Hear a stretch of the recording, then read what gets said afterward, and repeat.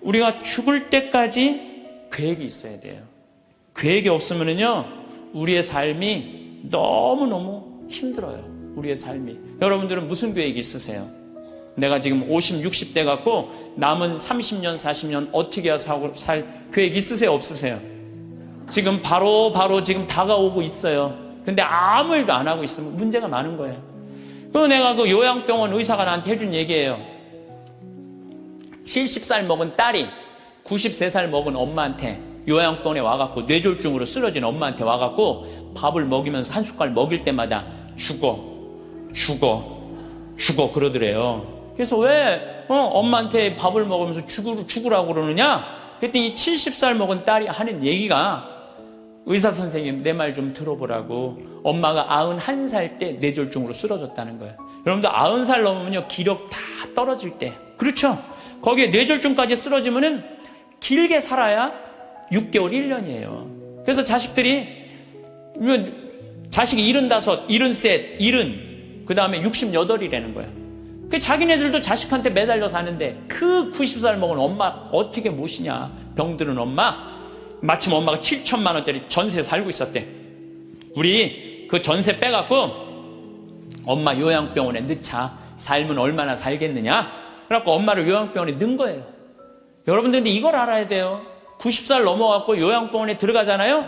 그럼 의사들이요, 안 죽여요. 살려내요. 그래갖고 2년 동안 이 할머니가 안 죽은 거야. 그러니까 7천만 원을 다 쓴 거야. 다 쓰고 난 다음에 이제 병원비를 안 내니까 모시고 가라. 그러니까 오빠가 모셔라. 아니다, 나는 받은 거 없다. 네가 더 받지 않았냐? 나는 없다. 서로 이라고 원수 돼갖고 안 만나는 거야. 70이 넘어서 자식들이. 엄마는 죽지도 않고. 그러니 자식 원수 만들고 91살에 2년 동안 누워서 돈만 축내니 그렇게 살아서 뭐하냐? 그러니 차라리 어떻게 해라? 죽어라. 그래, 죽어. 그러면서 먹이더래요. 이게 여러분들 남의 얘기가 아니에요. 여러분들 얘기예요. 여러분들 우물쭈물하다 내 이럴 줄 알았다. 이 꼴 날 분 많아요, 여기.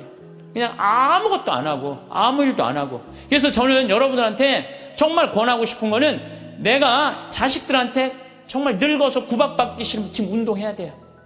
운동을 하는데 무슨 운동을 했냐면 헬스 해야 돼, 헬스. 헬스장에 다녀야 돼요. 나이를 먹을수록 헬스장에 다녀요. 미국은요, 헬스장에 다 할머니, 할아버지들이 다 다녀요.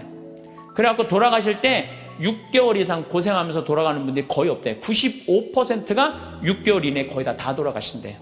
근데 우리나라는 치매 걸린 할머니, 할아버지가 거의 58만 명이에요. 58만 명. 610만 명 중에 거의 10%에 달하는 할머니가 똥오줌을 싸고 지금 저 누워 있는 거예요. 그러니 그 가족들이 미쳐요, 안 미쳐요? 미치는 거예요. 그러니까 여러분들도 내가 지금부터 삶의 계획을 잘 짜셔야 돼. 내가 이렇게 살아야 되겠다, 저렇게 살아야 되겠다. 이런 계획이 없으면요, 참 힘들어요. 그러니까 여러분들 앞으로 5년 후에 내가 뭘 할 거다, 10년 후에 뭘 할 거다, 20년 후에 뭘 할 거다, 30년 후에 뭘 할 거다. 이거 계획 서 있어야 돼, 안 서 있어야 돼요? 서 있어야 돼요. 그런데 그냥 아무 계획 없는 분들, 여기 지금 50에 은퇴해갖고 나는 아무 계획이 없다. 그러면은 50에 은퇴하면은 죽어요, 안 죽어요?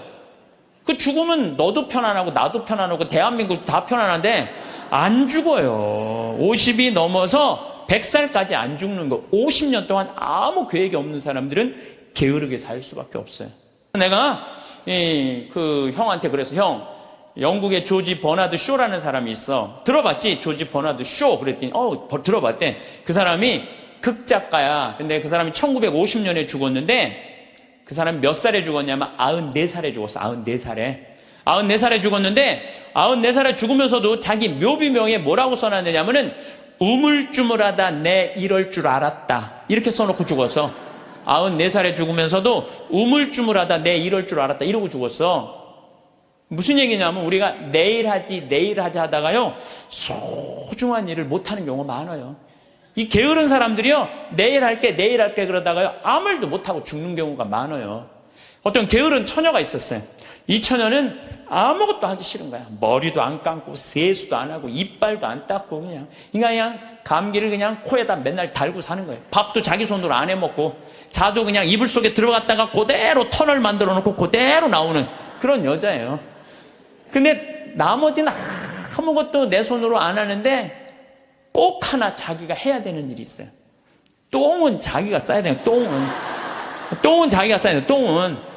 그 똥도 그냥 며칠 그냥 미루다가 그냥 도저히 배가 아파갖고 어쩔 수 없을 때 이제 옛날에 그냥 그 화장실 뒷간에 이제 똥누로 가는 거죠. 똥을 이렇게 앉아서 팔짱을 이제 다리 사이에 끼고 이렇게 보는데 사는 게 너무너무 괴로운 거, 귀찮고.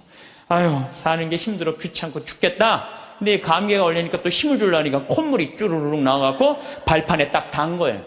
발판에 딱 닿는데 웬만한 여자 같으면 손을 꺼내갖고 이걸 훔칠 텐데 여기 무릎 이거 쪼그린 데서 팔 빼는 게 귀찮은 거야. 이렇게 쳐다보고 있는데 구데기가 한 마리 지나가다가 웬 흰 기둥이 있단 말이야. 이게 뭔가 하고 구데기가 타고 올라오기 시작했어요. 막 타고 올라오는 거야.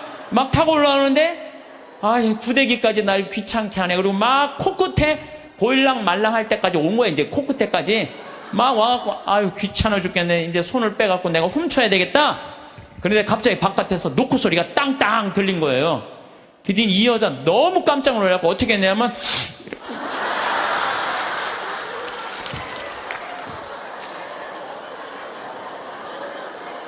우물쭈물하다가 그러는 경우 참 많아요. 우물쭈물하다가 큰 코 다치는 사람들 많아요.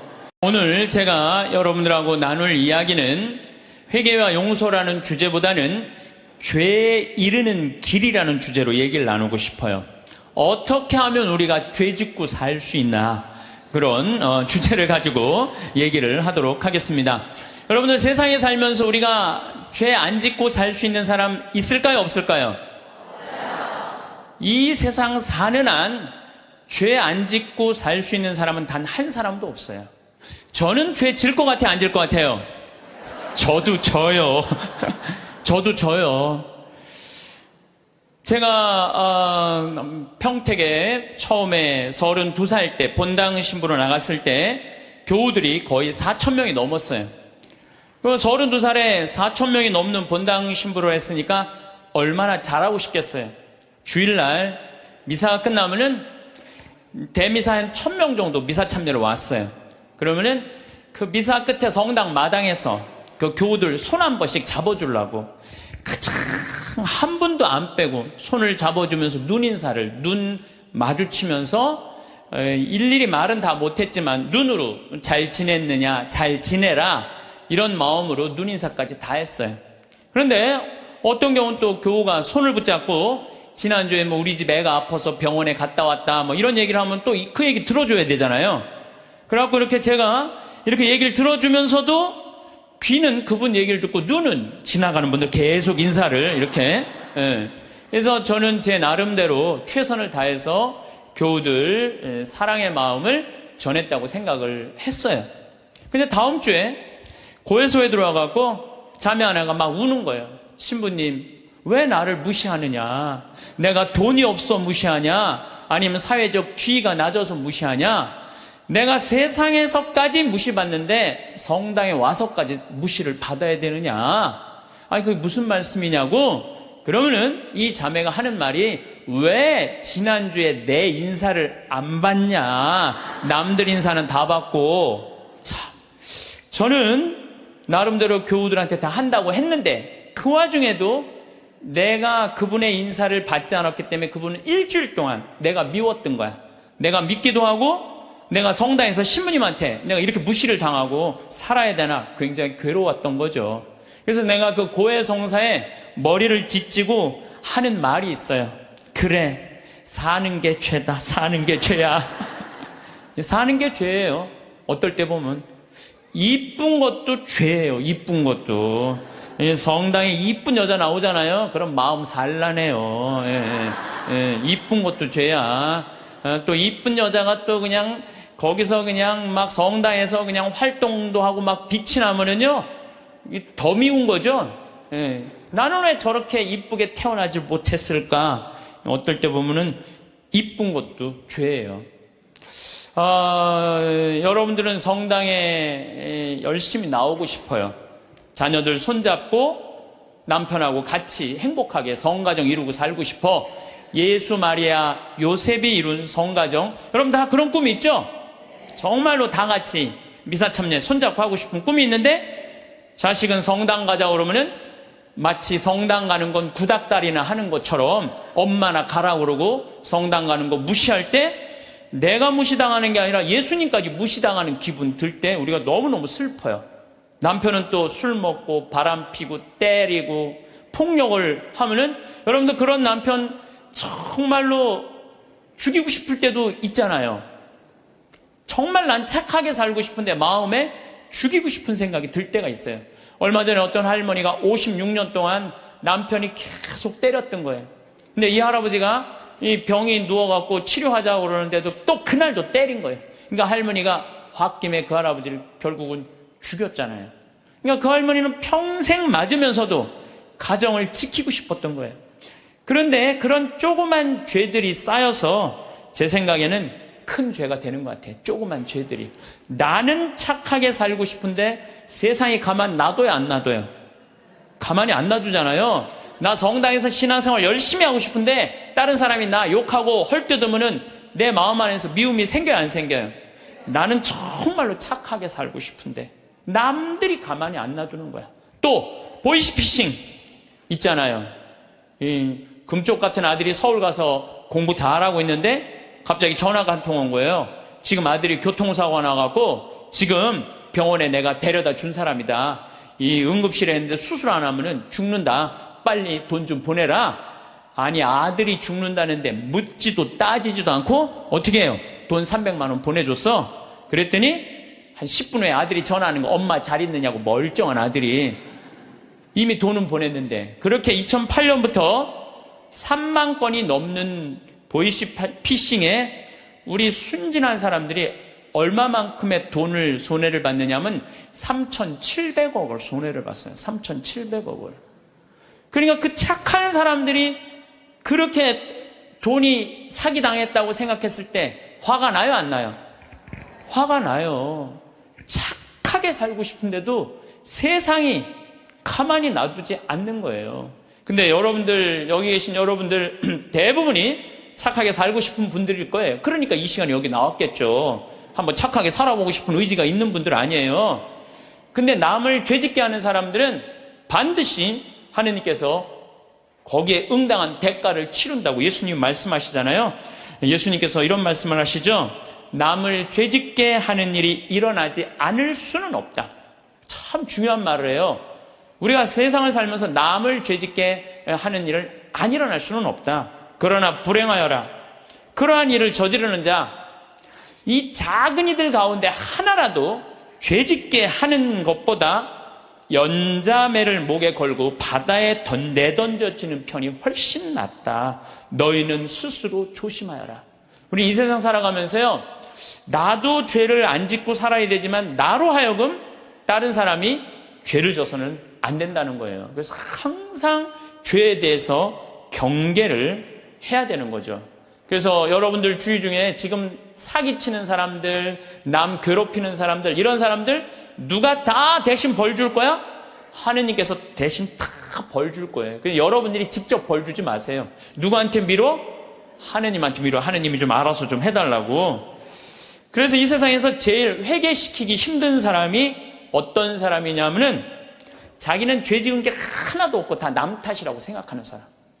마누라 실컷 두들겨 패고 난 다음에 당신 마누라 때리면 안 된다고 그럴 때 나는 잘못한 거 하나도 없다. 저 마누라가 잘못해서 내가 두들겨 팬 거다. 이런 사람은 회개시킬 수가 없어요. 그러니까 여기 계신 분들 중에 나는 지금 잘하고 있는데 남들이 잘못돼갖고 내가 죄를 짓는 거다.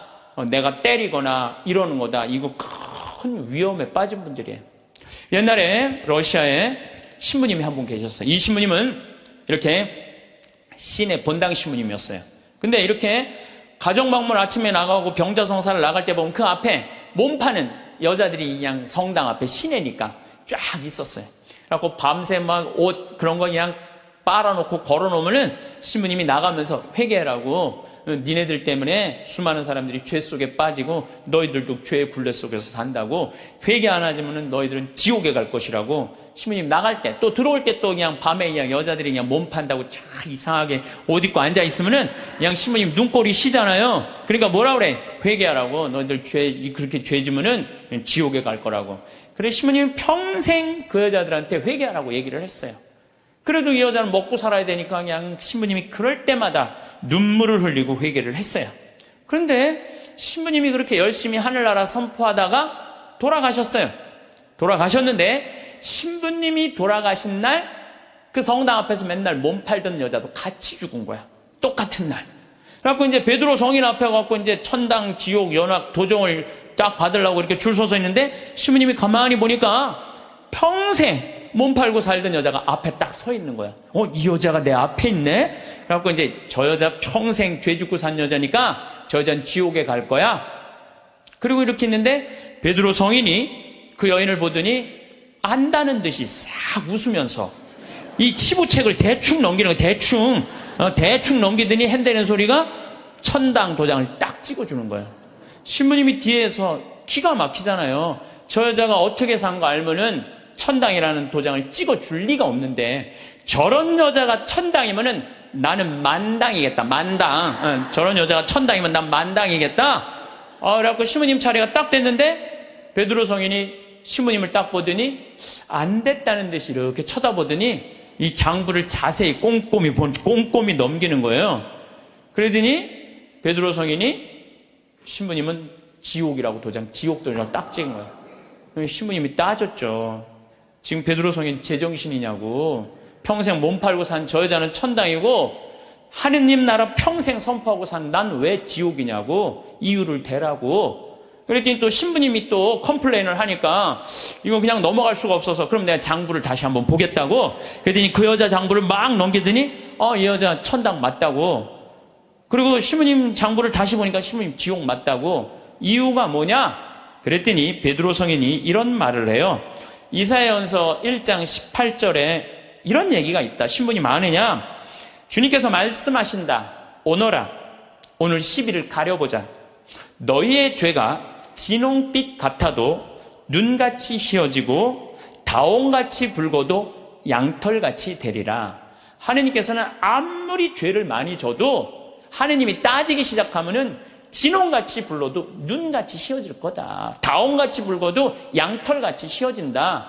그리고 내가 2000년 전에 내가 예수님한테 물어본 거 당신 기억 안 나느냐고. 베드로 성인이 이 루카복음 17장 4절에 주님 제 형제가 죄를 지으면 몇 번 용서해 줘야 됩니까? 17장 4절에는 뭐라고 그러냐면 하루에 7번 잘못해갖고 7번 다 와서 용서해 달라고 그래도 용서해 줘라. 나는 그렇게 배웠다. 근데 신부님이 나갈 때마다 회개하라고 할 때 그 여자는 눈물을 흘리고 회개했다. 그럴 때마다 나는 2000년 전에 예수님이 세워놓은 원칙에 따라서 다 용서해줬다.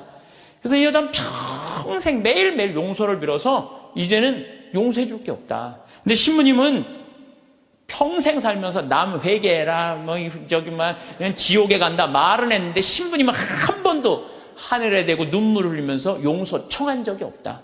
근데 신부님이 평생 살면서 죄 한 번도 안 졌냐? 봐라, 이거 평생 쌓인 장부 한번 쫙 펴고 신부님이 그걸 보고 한 말도 안 하고 스스로 지옥으로 걸어 들어갔다는 이야기가 있어요. 인간으로 태어난 이상 우리가 죄를 안 짓고 살 수는 없습니다.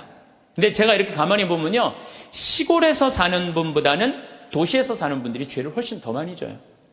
시골에는요, 죄질 일이 거의 없어요. 제가 우리 평창 읍내 이렇게 저녁에 나가보면은요, 여기 도시에 와보면 막 빙글빙글 막 이상한 이발소 막 돌아가는 거 천지잖아요. 우리는 하나도 없어요, 그런 게. 죄 짓고 싶어도 질 수가 없어요, 죄 짓고 싶어도. 그리고 우리 시골은 밤에 이렇게 낮에도 마찬가지. 읍내에 나가면은 신호가 한 2개, 3개 있는데 아무리 늦게 떠나도 빵빵거리는 사람이 없어요. 근데 내가 오늘도 서울에 와서 강의하지만 1초만 늦게 출발해도요, 빵빵빵빵 그래요. 이게 사람 사는 동네인지 또 아래층, 위층 또 층간소음 때문에 서로 싸우고 스트레스하고 그냥 설날 그냥 아래층 사람들이 위층에 그냥 찾아온 그냥 자식들 다 죽이고 이게 도시에서 살면 살수록 죄를 많이 짓는 것 같아요. 시골에서 사는 것보다는. 또 높은 자리에 올라가면 올라갈수록 죄를 질 수밖에 없어요. 내가 알던 어느 시장님이에요. 시장님. 네, 시장님인데 열심히 우리 천주교 교우죠. 근데 자기는 정말로 돈을 안 받았대요. 정말 하느님 앞에 맹세할 수 있대요. 그런데 자기가 감옥 10달 갔다 왔대요. 갔다 온 이유가 뭐냐면 추석 때 선물 꾸러미들이 그렇게 많이 들어온대요. 그러면은 선물을 막 다 보낸대요. 그럼 정말 사과 박스 같은 게 들어오면은 그 미처 못 보내고 던지고 가는 사람이 있대요. 그럼 뭐 업무 바쁘다 보면 다음날 뜯어보면 거기 안에 돈이 꽉 들어있대요. 그래갖고 다시 돌려줘도 하루만 그게 그 집에서 잠을 자도 이게 거리가 된다는 거예요. 자기는 전혀 받고 싶지 않은데. 그러니까 높은 자리에 올라가면 올라갈수록 죄 짓고 싶지 않은데 이게 그래서 여러분들 출세하는 거 그렇게 좋아할 거 없다는 거예요. 높은 자리에 올라가면은요 죄 지을 수 있는 기회가 훨씬 많아요. 많이 가지면 가질수록 죄를 더 많이 짓는. 부자가 하늘나라 들어가는 것보다는 낙타가 바늘구멍 통과하는 것이 훨씬 쉽다고 예수님 말씀하셨잖아요. 많이 가진 사람 많이 내놔야 돼요. 빌 게이츠, 워런 버핏 이 두 사람이 얼마를 만들어놨냐면 1000억 달러를 만들어놨어요. 1000억 달러. 빌 게이츠는 600억 달러를 내놓고 워런 버핏은 300억 달러를 빌 게이츠한테 줬어요. 자선재단에. 그럼 웬만한 사람이면은 자기가 만들고 싶잖아요. 300억 달러면. 우리나라 전 대통령은 300억 원을 냈다고 그러는데 이 빌 게이츠, 워런 버핏은 자기가 관리하지도 않아요. 빌 게이츠한테 줬어요. 왜 그랬냐고 그러니까 나보다는 빌 게이츠가 훨씬 자선사업을 잘해왔기 때문에 잘할 것 같아갖고 300억 달러를 냈다는 거예요. 얼마나 멋있어요. 그러니까 미국의 부자들은 존경받는 거예요. 근데 우리나라 부자들은요, 이게 내놓는 걸 떼어놔서 안 떼어먹으면 다행일 텐데, 이 세금으로 떼어먹으니까 우리나라는 부자에 대한 거부 반응이 있는 거예요. 예수님이 그랬어요. 많이 가진 사람은 많이 내놔야 된다. 많이 가진 사람. 하느님께서 많이 준 얘기는 많이 나누라고 그러는데, 이게 여러분들 루카복음 16장에 부자와 나자로 얘기 알죠? 부자는 잘 먹고 잘 살았어. 하다못해 나자로 떨어지는 부스러기도 개가 나자로 종기 핥았어요.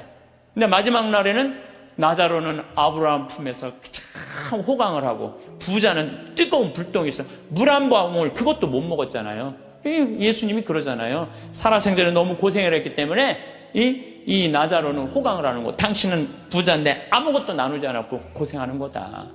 그러니까 우리가 돈이 많고 출세하면 할수록 뭐에 가까우냐면 죄에 가까운 거예요. 그만큼 뭐가 많아? 책임이 많기 때문에 책임이. 없는 게 속편한 게 있어요. 예수님은 이방인, 죄인들, 창녀들이 먼저 천국 간다는 말이 저는 요즘 조금 이해가 돼요. 버림받고 가난하고 빼곡고 힘없는 사람 천당 갈 확률이 많아요. 근데 여기가 지금 수서성당이란 말이에요. 우리나라에서 제일 잘 사는 동네란 말이야. 약간 위험하지 않을까. 그러니까 여러분들은 어떻게 해야 돼? 더 많이 내놔야죠. 요즘 저는 중국을 이렇게 보면요 걱정돼요. 여러 가지로 걱정돼요. 5살짜리 아이 막 눈알 빼고 막 그렇죠? 50살짜리 얼마 전에도 할아버지도 눈알 막 빼가고 참 이 살아있는 사람들 눈알을 빼가요. 또 애들 1살 2살짜리 유괴에다가 팔아먹는 이게 수두룩하다는 거예요. 그거 팔아먹는 사람이 300명이 넘는다는 거예요. 그거 얼마 전에 잡았잖아요. 그러니까 중국이요, 저는 하느님을 믿지 않아서 반성을 하지 않는 나라예요. 쉽게 말하면 회개하지 않는 나라예요. 얼마 전에도 제가 그 중국에서 올린 동영상 유튜브를 봤는데 길 가면서 이렇게 소매치기 할아버지가 잡았어요. 그랬더니 잡았다고 그 할아버지를 길에서 때리는데 한 명도 모르는 척하는 거예요. 한 명도 말리는 사람이 없는 거예요. 이 막대기로 때리는데도. 중국 사람들은 남 일을 관여하지 않는데요. 관여했다가는 더 큰 화를 입어서. 양심이 완전히 없는 거죠. 돈만 벌으면 뭐예요? 요즘 중국이 돈 잘 버는데 이게 회개하지 않으면은. 회개하지 않는 나라 또 있잖아요. 일본도 똑같은 나라예요. 제가 보기에는. 예. 그래서 우리가 정말로 회개를 하고 살아야 된다. 그러면 우리가 어떻게 죄를 질 수 있느냐? 우리가 자그만 죄들이 커서 큰 죄가 되는데 그 자그만 죄, 우리가 큰 죄로 가는 첫 번째 뭐냐면 게으름이에요. 게으름. 덴마크 속담에 이런 얘기가 있어요. 젊어서 게으르면 늙어서 도적이 된다고 그래요. 게으른 사람이요, 다 남 욕하고 비난하고 사기치는 거예요. 대부분이. 얼마 전에 우리 동창 신부들 모임이 있었어요. 한참 재미나게 노는데 내 정말 친한 형이 전화를 받더니 그러더라고요. 뭐라고? 죽었다고? 아씨, 왜 죽어? 좀만 기다리지. 아씨, 내가 찾아가려고 그랬는데 왜 죽었어? 장례미사가 언제야? 그렇게 묻더라고요. 월요일 날 전화를 받았으니까 수요일 날 수원 모전동 성당에서 장례미사라고 알아서 딱 끊더라고요. 그래서 내가 너무너무 존경하고 좋아하는 형이길래 형 신부를 형, 경남 형 무슨 얘기야? 그랬더니 유일하게 대자가 한 명이 있는데 위암 말기였대요. 4기. 근데 이제 신부인 대부를 이제 보고 싶었던 거. 그 신부님이 대부니까. 그래서 보고 싶다고 연락이 계속 왔대요. 계속 왔는데 내일 가지 이렇게 미루다 보니까 대자 죽은 걸 못 본 거야. 그러니까 그냥 내일로 미루다가 그 소중한 대자 죽는 걸 못 본 거예요. 여러분들 이런 분들도 많아요. 성당 나가. 나중에 나갈게. 내가 좀 더 늙으면 나갈게. 그러다가 성당 나가서 회개도 안 하고 정말 하느님 만나지도 않고 그러다가 갑자기 죽는 경우 많아요. 막 게으른 처녀나 내일 가지 그러다가 그 중간에 그냥 시모님한테 병자성사도 못 받고 죽는 사람이나 뭐 달라요? 달릴 게 뭐 있어요? 우리 생태마을에는 이제 그 여름에 환경 피정을 해요. 전국에서 70개 성당이 와요. 그럼 애들이 한 3,000명 정도 와요. 그럼 2월 달에 예약이 끝나요. 그럼 어떤 성당은 2월 달부터 계속 답사 와요. 답사 오고 프로그램 확인하고 선생님, 신부님, 수녀님들이 다 와갖고 궁금한 거 있으면 다 물어봐. 그런 성당들은요 와서 프로그램 잘하고 가요. 근데 어떤 성당은 답사도 안 오고 전화도 안 하고 프로그램 문의도 전화 안 해. 6월달, 7월달 하기 전에 6월달에 오리엔테이션을 해요. 전국에 있는 성당에 다 오라고 그래갖고 하루. 그래서 프로그램 다 답사식. 그것도 안 와. 아무 준비도 안 하고 딱 왔다가 내가 이럴 줄 알았으면 여기 안 왔다고. 그리고 그냥 2박 3일 동안 싸우고 하는 성당들도 있어요. 보면은. 인생에 있어서 준비가 안 돼 있는 사람들은 항상 싸워요. 항상. 보면은, 우리 생태마을에도 우리 직원들 이렇게 보면은, 야, 여기 고추밭에 대 좀 한 100평 좀 전부 다 걷어놔. 저녁에 와보면 안 걷어놨어. 왜 안 걷어놨어? 태풍이 온다고 그랬다. 누가 일을 시켰다. 계속 핑계를 대요. 그럼 내가 잘라요. 게으른 사람은 어떻게 했어요? 자르면 또 우린 대개 서울, 경기도에서 이제 다 취직을 해갖고 하잖아요. 집에 가갖고는 또 뭐라고 했냐면 그 생태마을 망해야 된다고 그런 데는 막. 예. 꼭 게으른 사람들이 남 핑계를 많이 대요. 마태복음 24장 45절에 보면 충실한 종과 불충실한 종 얘기가 나와요. 주인이 자기 종에게 집안 식솔들에게 제때 양식을 내줬는데 그렇게 하는 슬기로운 종이 있는가 하면은 주인이 늦게 오려니 하고 술 먹고 때리고 이래갖고 주인이 갑자기 어느 날 왔을 때 당황한다 이거죠. 그러니까 여러분, 저는 제가 신학교 때 무슨 세미나를 했느냐 하면은 30년 전 얘기예요. 신학교 때 무슨 세미나를 했느냐 하면은 앞으로 주 5일째가 되면은 사람들 성당 안 간다. 토요일날, 일요일날 놀러 나가지 성당 안 간다. 그리고 한두 번 놀러 나가다 보면은 특히 천주교는 고해성사 봐야 되고 귀찮으니까 냉담길로 들어선다. 프랑스 예를 들었어요. 프랑스는 신자가 95%인데 미사 참여는 8%밖에 안 돼요. 90%가 성당 안 나가는 거야. 우리 한국 천주교도 그 꼴이 올 거다. 그런 세미나를 했었어요. 그래? 만약에 그렇다면은 내가 신부가 될 때는 나는 이렇게 해야지. 시골에다가 아름다운 데다 집 줘놓고 토요일날, 일요일날 클리 놀러 와라. 클리. 놀러 와서 거기서 미사 참여도 하고 교육도 받고 찬양도 해자. 그래갖고 전 신학생 때부터 생태마을 꾸밀 걸 생각을 했었어요. 그때부터 나는 공부도 하고 책도 읽고 그래서 신부 되자마자 저는 땅 보러 다녔어요. 돈이 한 푼도 없는데도 30억짜리 50억짜리 땅 보러 다녔어요. 진짜로. 나는 하느님께서 우주를 창조했. 나는 15,000평을 만드는데 하느님은 우주를 창조했잖아요. 우주를 창조하고 뭐라 그랬어요? 보시니 참 좋았다. 첫날도 보신이 참 좋았다. 둘째 날도 보신이 참 좋았다. 셋째 날도 보신이 참 좋았다. 여섯째 날 마지막 인간 만들어 놓고 보신이 참, 나는 그 느낌 아니까. 예. 이게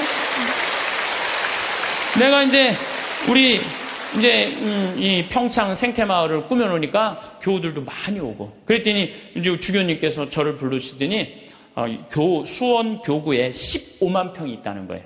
여주에. 거기를 생태마을로 꾸미라는 거예요. 그래서 요즘 제가 그 생태마을 꾸미느냐고 진짜 바빠요. 그러니까 그냥 하루가요 금쪽 같아요. 15,000평 꾸미는데 15년 걸렸는데 15만 평 꾸미려면 몇 년이 걸릴 것 같아요. 이제 경험도 있고, 나름대로 이제 역량도 생겼으니까 거기 한 10년 정도는 충분히 꾸밀 것 같아요. 그러니까 저는 60살 때까지 할 일이 줄을 서서 기다리고 있는 거예요. 그러니까 게으를 시간이 없는 거예요, 게으를 시간이. 근데 이번 3월 달에 아프리카 잠비아를 갔는데 80만 평의 농토를 수녀님들이 갖고 있더라고요. 근데 2만 평밖에 안 한 거, 2만 평밖에. 그래서 수녀님 왜 이 넓은 농토를 다 풀밭으로 그냥 황무지로 놔두고 왜 2만 평밖에 농사를 못 짓느냐? 그랬더니 신부님 기계가 아무것도 없는데 손으로 한 사람이 최대한 농사 지을 수 있는 게 1000평이에요, 1000평. 거기 한 20명 되는데 20명이 다 줘봐 2만 평밖에 못 하는 거. 기계 살 돈이 없다는 거예요. 그래서 내가 수녀님한테 약속을 했어요. 수녀님, 내가 한국에 가갖고 포크레인, 트랙터, 경운기 다 사서 보내줄 테니까 걱정하지 말아라. 내가 내년에는 이 80만 평 완전히 농장으로 만들어주겠다. 그렇게 약속을 그냥 하고 왔어요, 제가. 그냥 하고 왔는데, 아니, 여기 딱 한국에 와갖고 제가 강의 때 몇 번 얘기했어요. 좀 도와줬으면 좋겠다. 한 2억 정도면 될 것 같으니까 여러분들 도와줬으면 좋겠다. 근데 교우들이 또 우리 절에 다니시는 분들, 교회 다니시는 분들까지 보내주는 거예요. 근데 3억이 들어왔어. 난 2억이면 되는데 굳이 3억까지 들어와. 3억. 그런데 막상 포크레인을 사고 트랙터를 사고 경운기를 사고 이래 보니까 딱 3억이 드는 거예요.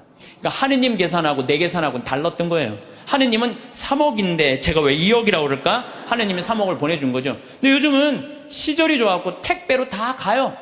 그래서 내가 오늘 인천항에 가서 내일 이제 택배로 가는 거 축성 다 해주고 그리고 왔어요. 그러니까 이제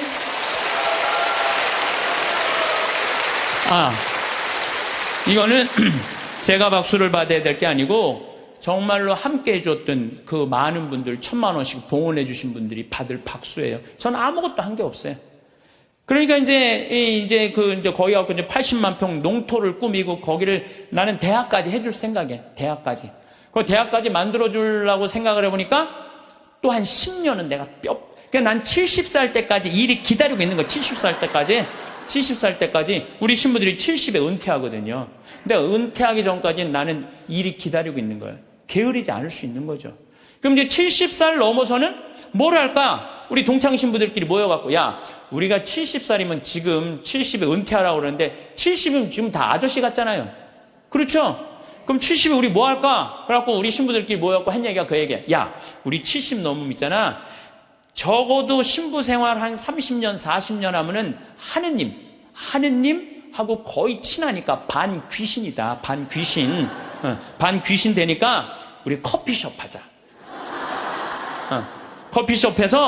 커피숍에서 커피 마시러 오는 사람들, 정말 힘들고 고통스러운 교우들 얼마나 많으냐. 근데 본당 신부님 바쁘니까 면담도 못하고 커피 타주면서 면담하면 앉아서 면담해주고 우리 동창이 20명 되니까 하루에 돌아가면서 해봤자 일주일에 하루만 나가서 일하면 되는데 우리 요즘은 4주8자 커피숍도 많더라. 야, 우리 신부들도 은퇴해갖고 그거 해주자. 제가 그런 얘기 해요. 사도 바오로가 데살로니가 후서 2서 3장 16절에서 15절에 이런 얘기를 해요. 무질서하게 살아가면서 우리에게서 받은 전통을 따르지 않는 형제는 누구든지 멀리 하십시오. 우리는 여러분과 함께 있을 때 무질서하게 살지 않았고 아무에게서도 양식을 거저 얻어먹지 않았으며 오히려 여러분 가운데 누구에게도 폐를 끼치지 않으려고 수고와 고생을 하며 밤낮으로 일하였습니다. 사도 바오로도요, 하느님을 전하면서도 교우들한테 폐 끼치기 싫어갖고 어떻게 밤낮으로 그물 짜는 일을 했다는 거예요. 그물 짜는 일. 사람은요 일을 해야 돼요. 일 안 하는 사람들이 다 남 탓하고 남 비난하고 이러는 사람들, 일 안 하는 사람들이, 사실 우리는 여러분 곁에 있을 때 일하기 싫어하는 자는 먹지도 말라고 거듭 지시하였습니다. 일하기 싫어하는 사람은 먹지도 말라 이거예요. 그런데 듣자 하니 여러분 가운데 무질서하게 살아가면서 일은 하지 않고 남의 일에만 참견만 하는 자들이 있다고 합니다. 일 안 하면 할 일이 없는데 뭐 할 것 같아요?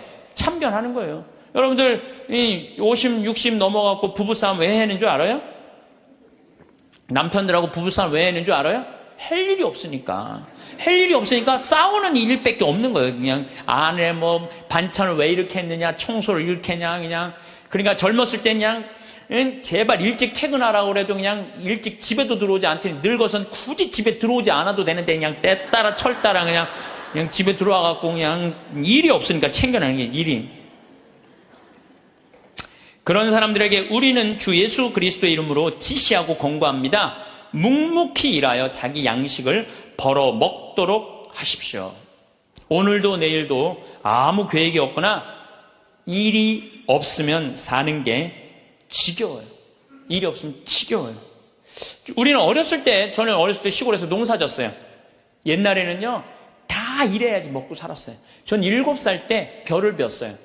사람들이 믿지 못하겠지만 할머니들은 이해가 할 거예요. 7살 때 벼를 베었어요. 벼를 베고 아버지가 꼭 이 뒤에다가 꼭 볕단을 한 단씩 져줬어요. 그럼 그걸 지고 집에까지 갔었어야 돼. 그 지고 가면 목이 얼마나 따가운지 몰라요.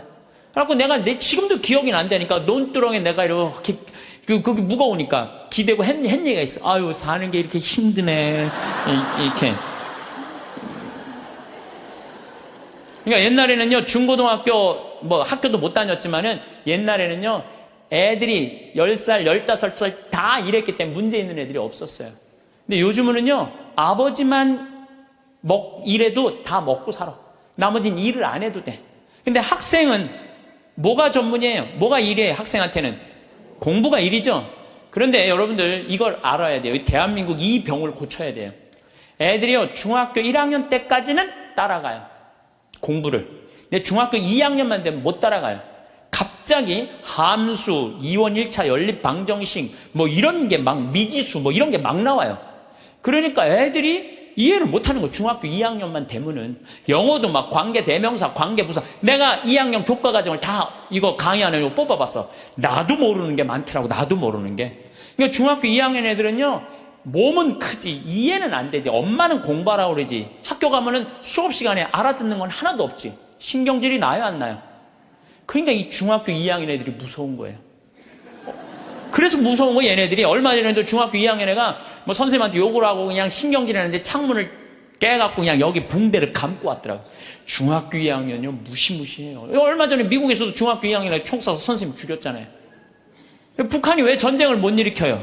중학교 2학년 애들이 무서워서 전쟁을 못 일으켜요. 얘네들이 무슨 일을 할 줄 몰라갖고. 여러분 혹시 자녀들 중에 중학교 2학년, 걔네들 무서워요. 중학교 2학년 애들. 요즘은 그 운전면허인데도 초보 운전 이거 안 써붙인대잖아요. 차 뒤에다가 중2 타고 있음 이것만 써붙이면 그냥 아무도 안 건드려. 아무도. 그러니까 중학교 2학년 때부터 어떤 일이 벌어지느냐면은 중학교 2학년, 3학년, 고등학교 1, 3학년 5년 동안 이해 안 되는 상태에서 5년을 학교를 다니는 거예요. 그러니까 이때부터 뭘 하느냐면 게임을 하는 거예요. 이때부터 게임을 하는 거예요. 그건 이해가 되니까. 게임은 이해가 되잖아요. 몇 번만 하고. 그리고 시험을 한 번 못 보면 그걸로 끝나지만 게임은 한 번 실패해도 다음에 다시 기회 줘요, 안 줘요? 머리만 살면 계속 기회를 주잖아요. 그러니까 애들이 게임에 미치는 거예요. 그러니까 5년 동안 게임을 하면은요, 정상적인 애들이 거의 없어요. 근데 독일은요, 딱 7학년제로 해갖고 중학교 2학년 딱 나이 돼갖고 얘가 공부를 이해를 한다. 그럼 인문계 학교로 보내요. 공부를 이해 못한다. 그럼 기술학교로 보내요. 기술학교로. 그러니까 얘네들은 스트레스 받을 일이 하나도 없는 거야. 우리나라는 이해하는 놈이나 못하는 놈이나 다 고등학교 3학년 때까지 가는 거야. 이제 내일 모레 이제 수능 볼 때까지 다 같이 가는 거야. 수능 볼 때까지. 그러니까 5년 동안 얘네들이 다 학교 폭력에, 왕따에, 자살에 수많은 문제들을 일으키는 거예요. 공부 못하는 애들은요, 학교 가갖고 운동을 하든지 아니면 내가 지금 잠비아에 트랙터 경운기 포크레인 보내듯이 트랙터 경운기 포크레인을 배우든지. 그럼요, 걔네들 절대 문제 일으키지 않아요. 일이 없으니까, 학교에 가고 일이 없으니까 얼마나 지겹겠어요. 거기다가 그냥 학원 밤까지. 그러니까 애들이 미치는 거예요. 그러니까 요즘 애들이 제정신 있는 애들이 별로 없는 거죠. 그래서 제가 항상 드리는 말씀이 그거예요. 고등학교 3학년 여러분들 자녀들 가운데, 고등학교 3학년 자녀들 가운데 애는 착해. 등치는 산만하고 머리가 안 돌아가. 그런 애들은 우리 생태마을에 취직시키세요. 우리 생태마을에 지금 농장도 10명이 필요하고 주방도 10명이 필요해요. 왜냐하면 농장에요, 천지가 돈이에요. 여러분 고개만 돌리면 천지가 돈이에요. 왜? 이 10월 1일부터 한 20일까지 깻잎 따거든요. 깻잎만 작년에 우리가 5천만 원, 5천만 원어치 깻잎을 담아서 팔아요. 그러면은 2억 원어치를 따도 2억 다 팔아요. 근데 딸 손이 없는 거야. 딸 손이. 깻잎 끝나고 나면 콩잎, 이 콩잎 누런 거 이거 다 돈이에요. 다 돈이에요. 그것만 따갖고 된장 속에 박아두면은 서울 사람들 그것만 먹으면 이거 어디서 사느냐고. 다 돈이야, 다 돈. 근데 뭐가 일이 없다는 거예요. 내가 우리 수원교구 주부에다가도 고등학교 3학년 아이들 중에 튼튼한 아이들, 수능 시험 못 본 애들, 이런 애들, 착한 애들, 이런 애들 취직 원서 내라고 내가 수없이 지금 내도 고등학교 3학년 졸업한 애들은 한 명도 없어요. 뭐냐면 내 자식만은 농사 안 시키겠다 이거예요. 내 자식이 여기서 빈둥거리고 놀아도 끝났는데도 엄마들은 꿈을 포기하지 않는 거예요. 대한민국의 불행이 여기 있는 거예요. 거기서 그냥 원서만 넣어갖고 대학 들어가 봐요. 그럼 끝나고 난 다음에 취직 안 되면. 그래서 캥거루가 우리나라가 47만 명이에요. 엄마의 그 뱃속에서 25, 30살이 됐는데도 직장을 못 구하고 그냥 집에서 엄마 뱃속에서 그냥 거기서 용돈 받아갖고 쓰는 애들, 캥거루가 47만 명이래. 47만 명. 그러니까 그 집들이 다 스트레스 받는 거예요. 죽이느니 원수니 너 같은 걸 낳고 내가 미역국을 끓여 먹은 내가 미친놈이라는 둥 뭐 이런 일들이 벌어지는 거예요. 저는 그래서 이런 생각이 들어요. 지금 시골에 우리가 농민들이 한 350만, 한 360만 정도 되는데 다 70, 80, 90의 나이가. 취직 그 집에 다 테란이에요. 다. 지금 20대들 놀고 집에서 컴퓨터 게임 이거 하는 애들 전부 다 거기 취직시키라는 거예요. 뭐 국가에서 월급 좀 주고. 그래갖고 앞으로 블루오션은 농업이에요. 농업이 블루오션이에요. 사람이요, 일을 해야지 죄를 안 져요. 일하는 사람은요, 남 탓할 시간 없어요. 남 핑계 댈 시간 없어요. 일이 막 하는 사람들, 하루하루가 금쪽 같은데 남 욕할 시간이 어딨어. 아무것도 할 일 없는 사람이 대통령부터 저 밑에까지 다 욕하는 거예요. 온갖 거 다 참견하면서 다 일 없는 사람들이 남 욕하는 거지, 일 있는 사람은요, 남 욕할 시간이 없어요. 그래서 우리가 진짜 무서운 거는 일을 안 하는 거다. 요즘 일하고 싶어도 일자리가 없다고들 하는데 우리나라들 중소기업, 농촌 천지가 일손이 모자라요. 우리 형님도 뭐 큰 형님도 한 40명 정도 공장에서 데리고 일을 하는데 우리나라 아이들은요 일주일만 하면 다 내던지고 간대요. 그러니까 우즈베키스탄, 파키스탄 뭐 이런 데서 방글라데시 얘네들 쓸 수밖에 없다는 거예요. 나도 한번 공장에 가보니까 다 까만 애들이 그냥 눈이 그냥 하얀 애들이 막 이런 애들이 다 일을 하더라고요. 그러면서도 우리는 일자리가 없다고 이러니 이게 얼마나 얼마나 답답하냐 이거예요.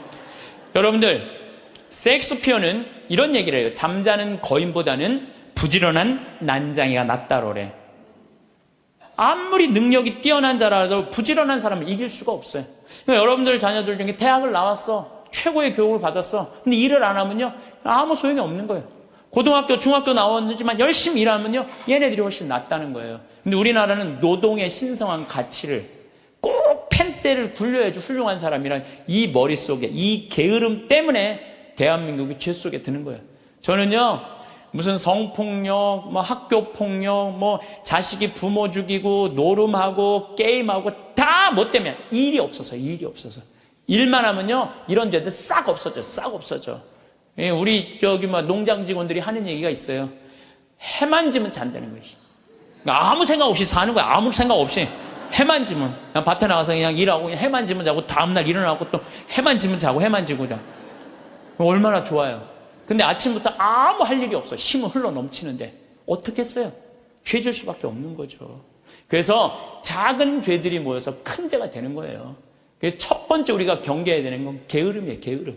여러분들도 레지오를 하든지 연령회를 하든지 호스피스 봉사라든지 헬스라든지 수영장을 다니든지 등산을 다니든지 일을 해야 된다는 거예요. 성공한 사람들을 보면 크게 두 부류로 나뉘는 걸 알 수 있습니다. 하나는 자신이 성공했다고 여기저기 떠벌리고 다니는 사람들, 그리고 또 하나는 조용히 아무 말 없이 자기 삶을 사는 사람들입니다. 우리는 흔히 성공을 하면 자연스럽게 자랑하고 싶어질 거라고 생각하죠. 좋은 차를 사고 비싼 시계를 차고 SNS에 멋진 사진을 올리고 싶을 겁니다. 왜냐하면 그렇게 하면 남들이 나를 더 인정해 줄 거라고 믿으니까요. 하지만 현실은 그렇지 않습니다. 오히려 진짜 성공한 사람들은 그렇게 행동하지 않습니다. 왜냐하면 보여줄 필요가 없기 때문입니다. 돈이 많다고 높은 자리에 있다고 유명하다고 해서 굳이 그걸 드러낼 필요는 없습니다. 그걸 아는 사람들은 이미 알고 있고 모르는 사람들은 알 필요가 없죠. 그런데도 굳이나 성공했다고 떠드는 사람들이 있습니다. 그런 사람들은 왜 그럴까요? 간단합니다. 그 사람들은 사실 그렇게까지 성공한 게 아니기 때문입니다. 우리는 종종 SNS에서 성공한 사람들을 봅니다. 해외여행을 가고 고급 레스토랑에서 밥을 먹고 멋진 차를 타고 다니는 모습? 그런데 가만히 보면 그런 걸 보여주는 사람들은 언제나 뭔가를 팔고 있습니다. 강의를 팔든 자기 브랜드를 홍보하든 아니면 단순히 자기 자존감을 유지하려고 하든 간에 결국 목적이 있는 거죠. 진짜 부자들은 그렇게 하지 않습니다. 오히려 조용히 아무도 모르게 자기 일을 합니다. 왜냐하면 자랑해서 얻을 게 없기 때문입니다. 오히려 괜히 잘난 척했다가 사람들에게 이용당하거나 시기와 질투를 받거나 쓸데없는 오해를 사는 게 더 피곤합니다. 이건 단순한 돈 이야기가 아닙니다. 사회적인 성공을 이룬 사람들도 마찬가지입니다. 진짜 실력 있는 사람들은 자기 실력을 굳이 떠벌리지 않습니다. 왜냐하면 그럴 필요가 없으니까요. 자기 분야에서 최고라면 사람들이 먼저 알아서 찾아옵니다. 반대로 실력이 부족한 사람일수록 자기를 포장하려고 애씁니다. 우리가 흔히 듣는 말이 있죠. 빈수레가 요란하다. 이 말이 괜히 있는 게 아닙니다. 정말 내실이 있는 사람들은 굳이 시끄럽게 굴지 않습니다. 반대로 겉만 번지르르한 사람들은 자기가 얼마나 대단한지 떠들고 다닙니다. 이걸 좀 더 현실적인 예로 들어볼까요? 동창회에 나가면 꼭 이런 사람이 있습니다. 옛날에는 별거 아니었는데 갑자기 잘 됐다고 나타나서 자기가 얼마나 성공했는지 자랑하는 사람. 처음에는 다들 와 대단하다 하고 들어주지만 시간이 지나면 어떨까요? 대부분 속으로 이렇게 생각할 겁니다. 저 사람 뭐 저렇게까지 티를 내? 결국 그런 사람은 점점 멀어지게 됩니다. 반면에 정말 성공한 사람들은 조용합니다. 굳이 자기가 어떻게 살고 있는지 설명하지 않죠. 그런 사람들은 오히려 주변에서 먼저 알아보고 자연스럽게 존경을 받습니다. 그게 진짜 성공입니다. 그럼 우리는 어떻게 해야 할까요? 내가 뭔가를 이루었을 때 굳이 남들에게 알릴 필요가 있을까요? 물론 가까운 사람들에게 좋은 소식을 전하는 건 좋습니다. 하지만 굳이 모든 사람들에게 나 이렇게 잘 살고 있어요 하고 알릴 필요는 없습니다. 그런 행동은 결국 나에게 득이 되지 않습니다. 성공이라는 건 원래 조용한 겁니다. 내가 잘 되고 있으면 주변 사람들이 자연스럽게 알게 됩니다. 굳이 내가 말하지 않아도 내 행동과 태도에서 묻어나오게 되어 있습니다. 그러니 굳이 보여주려고 애쓰지 마세요. 오히려 그게 더 진짜 성공한 사람의 태도입니다. 사람은 사회적 동물이라고 하잖아요. 혼자 살아갈 수 없고 결국 사람과의 관계 속에서 기쁨도 얻고 때로는 상처도 받습니다. 그런데 한 가지 생각해 볼 게 있어요. 우리가 정말 인간관계가 필요해서 맺고 있는 걸까요? 아니면 그냥 그래야 한다고 배워서 어쩔 수 없이 유지하고 있는 걸까요? 어릴 땐 친구 많으면 좋다고 하죠. 사회생활에서도 인맥이 중요하다는 말을 많이 합니다. 그런데 정작 주변을 보면요. 인간관계가 넓은 사람일수록 스트레스를 더 많이 받아요. 전화벨이 울릴 때마다 이번엔 또 무슨 부탁일까 싶고 단체 채팅방에서 메시지가 올 때마다 이걸 또 어떻게 대답해야 하나 고민하죠. 관계가 많아질수록 책임과 피로도 함께 늘어나는 겁니다. 어떤 사람들은 인간관계를 줄이면 외롭지 않겠냐고 해요. 그런데 가만히 생각해보면 진짜 외로움을 느끼는 순간이 언제인지 아세요? 오히려 불필요한 인간관계 속에 있을 때입니다. 같이 밥을 먹고 얘기를 나누는데도 뭔가 허전하고 대화가 컥 돌고 속마음을 나누지도 못할 때? 그럴 때 우리가 더 외롭다고 느끼죠. 그렇다고 당장 인간관계를 다 끊어버릴 순 없겠죠. 하지만 적어도 내가 정말 소중하게 여겨야 할 관계와 그냥 관성적으로 유지하는 관계는 구분할 필요가 있습니다. 예를 들어 매번 나한테 부탁만 하고 정작 내가 어려울 땐 연락 한 번 없는 사람. 내가 실수하면 뒷담화를 하면서 내 앞에서는 웃는 사람. 이런 관계를 굳이 계속 이어갈 이유가 있을까요? 가끔은 이런 경험도 있을 거예요. 우연히 어떤 사람과 친해졌는데 만난 지 얼마 되지도 않았는데 너무 많은 걸 털어놓는 사람들 있죠. 자기 속사정부터 가족 문제, 직장 고민까지 쏟아내는 사람들. 이런 경우 두 가지의 가능성이 큽니다. 하나는 그냥 감정적으로 의존할 사람이 필요해서일 수도 있고 또 하나는 내가 믿을 만한 사람인지 떠보는 걸 수도 있어요. 어떤 경우든 이런 관계는 오래가기 어렵습니다. 사실 친밀함이라는 건 시간이 필요한 법이에요. 적당한 거리를 두고 천천히 서로를 알아가야 하는데 초반부터 급격하게 가까워진 관계는 쉽게 무너지는 경우가 많습니다. 처음엔 친하다고 생각했는데 어느 순간 사소한 일로 틀어지고 결국 남보다 못한 사이가 되는 거죠. 그러면 인간관계를 어떻게 해야 할까요? 답은 간단합니다. 억지로 맺지 말고 굳이 유지하려고도 하지 않는 거예요. 내가 편한 관계라면 자연스럽게 이어질 것이고 그렇지 않다면 서서히 멀어질 겁니다. 그리고 그걸 억지로 붙잡지 않아도 괜찮습니다. 관계를 유지하는데 에너지를 쓰기보다는 정말 소중한 관계에 집중하는 게 더 낫지 않을까요? 어떤 사람은 내가 인간관계를 줄이면 나중에 나 혼자 남는 거 아니냐 걱정하기도 해요. 그런데 생각해보면요, 진짜 나를 위하는 사람은 많지 않아요. 인간관계를 줄인다고 해서 완전히 혼자가 되는 게 아닙니다. 오히려 불필요한 관계를 정리하고 나면 남아있는 관계들이 더 단단해지고 가치 있게 느껴질 겁니다. 예전엔 인맥이 자산이라는 말을 많이 했어요.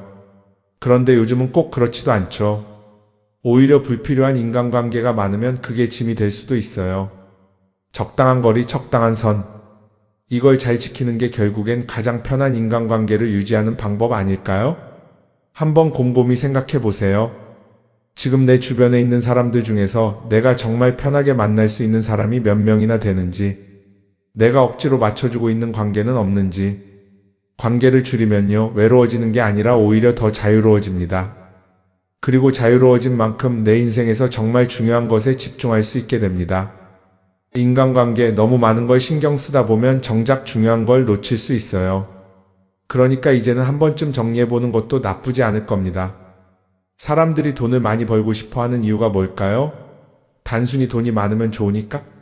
물론 그것도 있겠지만 사실 돈을 원하는 진짜 이유는 더 나은 삶을 살기 위해서겠죠.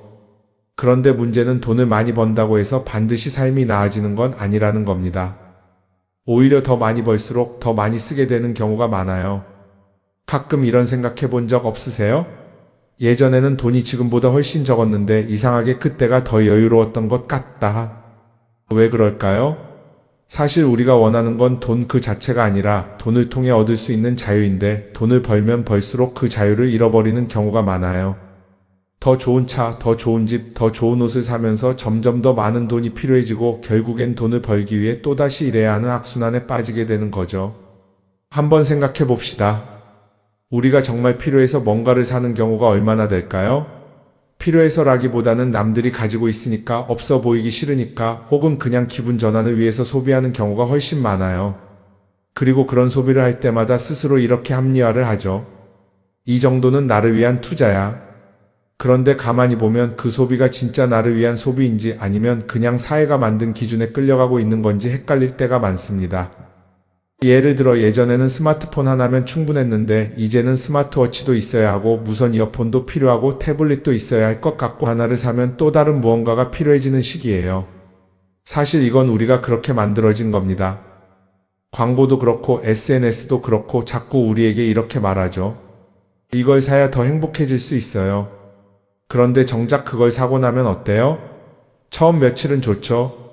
그런데 시간이 지나면 또 다른 걸 사고 싶어져요. 왜냐하면 물건이 우리를 오래 행복하게 만들어주지는 않거든요. 특히 요즘은 SNS가 이런 소비 심리를 더 부추기는 것 같아요. 예전에는 친구들끼리 만나서 나 새로 샀어 하고 자랑하는 게 전부였는데 이제는 SNS에 올리면서 전 세계 사람들에게 보여주잖아요.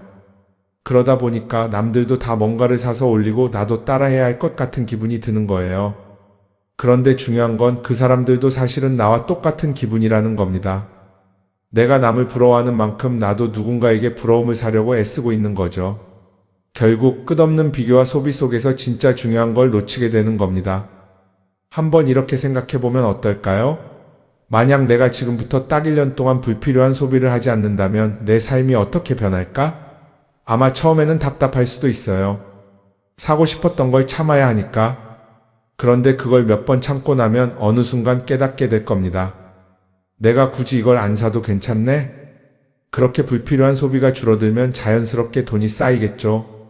그런데 돈이 쌓이는 것보다 더 중요한 게 있어요. 바로 마음의 여유가 생긴다는 겁니다. 돈을 쓰지 않는다고 해서 불행해지는 게 아니라 오히려 소비로부터 자유로워지면서 진짜 행복을 찾을 수 있어요. 물론 이걸 실천하는 게 쉽지는 않겠죠. 우리 주변에는 소비를 부추기는 것들이 너무 많으니까요. 하지만 적어도 이런 건 해볼 수 있습니다. 뭔가를 사고 싶을 때 한 번만 스스로에게 물어보는 거예요. 이게 정말 나한테 필요한 걸까? 아니면 그냥 순간적인 욕심일까? 만약 그 질문을 던졌을 때 5초 안에 당연히 필요하지 라는 답이 나오지 않는다면 사실 그건 없어도 되는 물건일 가능성이 큽니다. 정말 필요한 건 고민할 필요도 없이 바로 떠오르거든요. 그러니까 이제는 한 번쯤 생각해 봐야 할 것 같아요.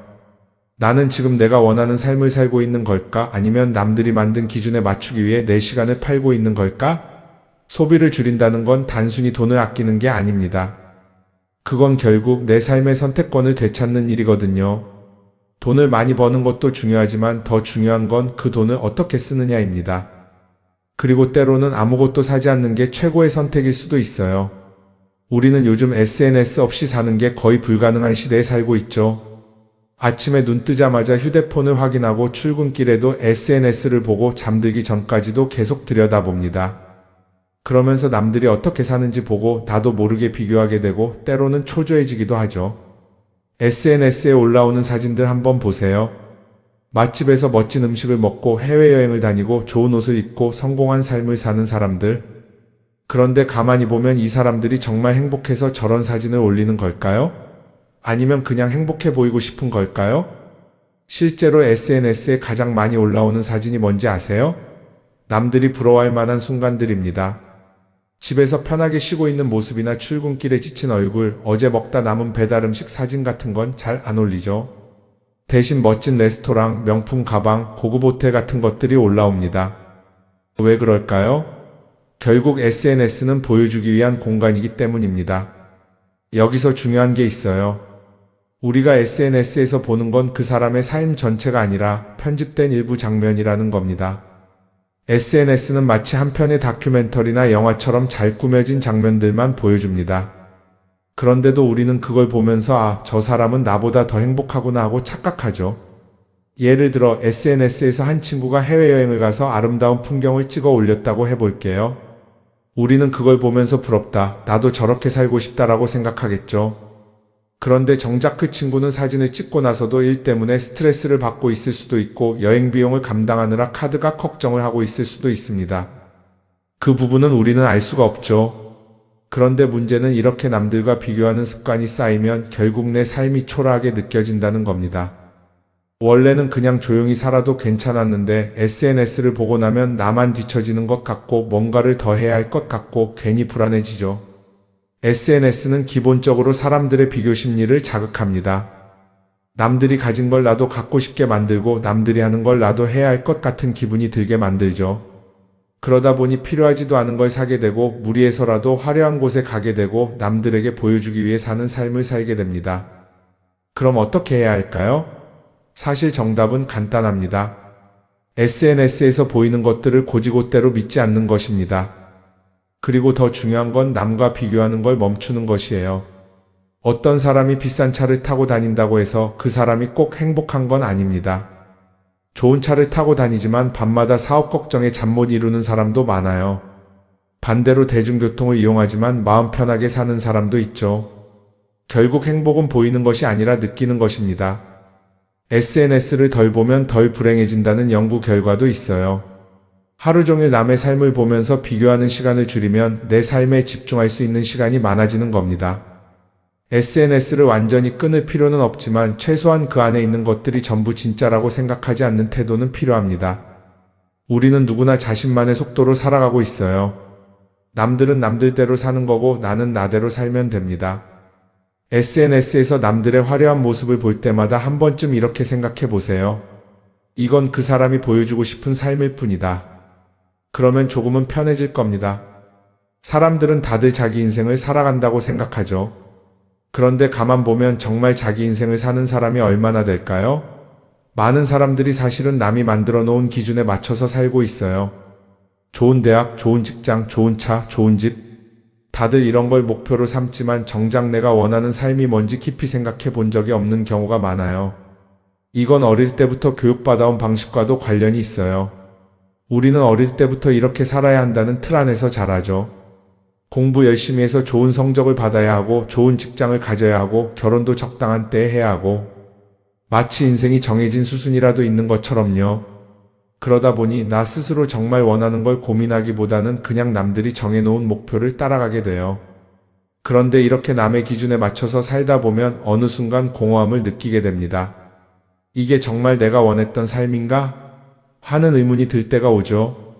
어릴 땐 성적이 목표였고 사회에 나와서는 연봉이 목표였고 결혼하고 나서는 아이 교육이 목표였는데 그 목표를 이루고 나면 허무한 거예요. 계속 뭔가를 이루긴 했는데 정작 나는 어디에 있는지 모르겠는 거죠. 진짜 중요한 건 내가 원하는 게 뭔지를 아는 것이에요. 그런데 이게 쉽지 않죠. 오랫동안 남의 기준대로 살아왔기 때문에 막상 내가 정말 원하는 게 뭐지? 하고 물어보면 선뜻 대답하기 어려운 경우가 많아요. 하지만 이 질문을 하지 않으면 우리는 평생 남이 정한 기준 속에서 살게 됩니다. 그럼 어떻게 해야 할까요? 첫 번째로 필요한 건 내가 왜 이런 생각을 하게 됐는지 스스로 점검하는 거예요. 예를 들어 내가 비싼 차를 사고 싶다고 생각한다면 그게 정말 내 필요 때문인지 아니면 남들에게 잘 보이기 위해서인지 한번 따져봐야 해요. 만약 남들이 나를 어떻게 볼까 하는 게 더 중요하다면 그건 내 기준이 아니라 사회가 만들어 놓은 기준일 가능성이 큽니다. 두 번째는 다른 사람의 의견에 휘둘리지 않는 연습을 하는 거예요. 우리는 살아가면서 끊임없이 남들의 평가를 받죠. 그 나이에 그런 걸 시작한다고? 지금 그게 가능하겠어? 이런 말들이 우리를 흔들어 놓습니다. 그런데 그런 말에 신경 쓰다 보면 결국 아무것도 하지 못하게 돼요. 중요한 건 남들이 뭐라고 하든 내가 결정하는 거예요. 물론 남의 조언을 들을 수도 있고 참고할 수도 있죠. 하지만 최종 결정은 항상 내 몫이어야 합니다. 내가 결정하고 내가 책임지는 거. 그렇게 해야 내 삶을 온전히 내 것으로 만들 수 있어요. 세 번째는 내가 한 선택에 책임지는 자세를 가지는 거예요. 많은 사람들이 무언가를 선택하고 나서도 후회하죠. 괜히 이걸 했나? 이 선택이 잘못된 건 아닐까? 그런데 한 가지 확실한 건 후회한다고 해서 과거가 바뀌지는 않는다는 거예요. 내가 한 선택이라면 그 선택이 틀렸다고 해도 받아들이고 그 안에서 최선을 다하는 게 더 중요해요. 이렇게 말하면 그럼 실수하면 어떡하죠? 라고 걱정하는 분들도 있을 거예요. 하지만 생각해보면 우리가 실수를 두려워하는 이유도 결국 남의 시선 때문이에요. 내가 실패하면 남들이 날 어떻게 볼까? 이런 걱정이 더 크죠. 그런데 남들은 생각보다 우리한테 관심이 없어요. 우리가 성공하든 실패하든 남들은 자기 삶을 사느라 바빠요. 그러니까 내 인생의 주인은 결국 나 자신이라는 걸 명확히 할 필요가 있어요. 내 선택을 하고 그 선택에 책임지면서 남이 아니라 나에게 맞는 길을 찾는 것.